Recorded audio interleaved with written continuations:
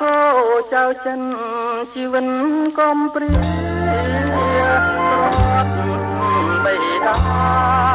ទួតាជាទីគុំអ្នកហើយសោកាអរាអួលអង្គរួងនៅមានញាតពឹងពាក់វាសនាធ្លាក់ក្នុងភ្នំខេសង្ឃឹមធនធានក៏គ្មាននឹងគេតែននឹងគ្នាទៅពឹងលើໄວមានតែកាយដោះស្រា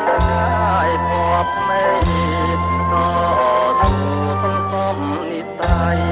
ជានៃមានស្នា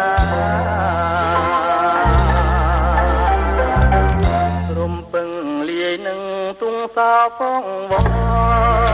ពេលដែលបានយល់មុនធ្វើបៃលេននឹងក្លិនផាហើយភ្លេងទុំសាំងគូ